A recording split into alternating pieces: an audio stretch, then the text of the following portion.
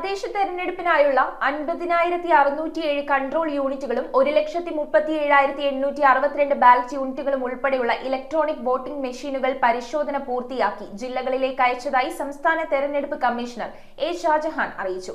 പഞ്ചായത്തുകളിൽ 3 ബാലറ്റ് യൂണിറ്റുകളും നഗരസഭകളിൽ 1 ഉണ്ടാകും. ഡിസംബർ 3 മുതൽ കാൻഡിഡേറ്റ് സെറ്റിംഗ് നടപടികൾ പൂർത്തിയാക്കിയ ശേഷം പോളിംഗ് തലേ ദിവസം ഉദ്യോഗസ്ഥർക്ക് മെഷീനുകൾ വിതരണം ചെയ്യും. സംസ്ഥാന തെരഞ്ഞെടുപ്പ് കമ്മീഷണർ എ ഷാജഹാൻ അറിയിച്ചതനുസരിച്ച് തദ്ദേശ തെരഞ്ഞെടുപ്പിലെ വോട്ടെടുപ്പിനായുള്ള ഇലക്ട്രോണിക് വോട്ടിംഗ് മെഷീനുകൾ പൂർണ്ണമായും സജ്ജമായി. ആകെ 50,607 കൺട്രോൾ യൂണിറ്റുകളും 1,37,862 ബാലറ്റ് യൂണിറ്റുകളുമാണ് ഇത്തവണ വോട്ടെടുപ്പിനായി ഉപയോഗിക്കുന്നത്. ആദ്യഘട്ട പരിശോധനകൾ വിജയകരമായി പൂർത്തിയാക്കിയ ഈ മെഷീനുകൾ ജില്ലകളിലെ സ്ട്രോങ് റൂമുകളിൽ നിന്ന് വിതരണ കേന്ദ്രങ്ങളിലേക്ക് കൊണ്ടുപോകും. ഡിസംബർ 3 മുതൽ ഇവയിൽ സ്ഥാനാർത്ഥികളുടെ വിവരങ്ങൾ രേഖപ്പെടുത്തുന്ന കാൻഡിഡേറ്റ് സെറ്റിംഗ് നടപടികൾ പൂർത്തിയാക്കി വോട്ടെടുപ്പിന് സജ്ജമാക്കും.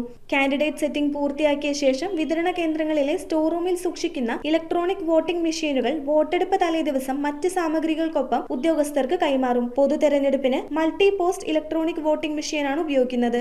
പഞ്ചായത്തുകളിൽ 1 കൺട്രോൾ യൂണിറ്റും ബ്ലോക്ക്, ജില്ലാ, ഗ്രാമപഞ്ചായത്തുകൾക്കായി 3 ബാലറ്റ് യൂണിറ്റുകളും ഉണ്ടായിരിക്കും. എന്നാൽ നഗരസഭകളിൽ 1 കൺട്രോൾ യൂണിറ്റും 1 ബാലറ്റ് യൂണിറ്റുമാണ് ഉപയോഗിക്കുക. ഒരു ബാലറ്റ് യൂണിറ്റിൽ പരമാവധി 15 സ്ഥാനാർത്ഥികളെ ക്രമീകരിക്കും. സ്ഥാനാർത്ഥികളുടെ എണ്ണം 15-ൽ കൂടുതലാണെങ്കിൽ രണ്ടാമതൊരു ബാലറ്റ് യൂണിറ്റ് കൂടി സജ്ജമാക്കുന്നതാണ്. News bureau, Ernakulam.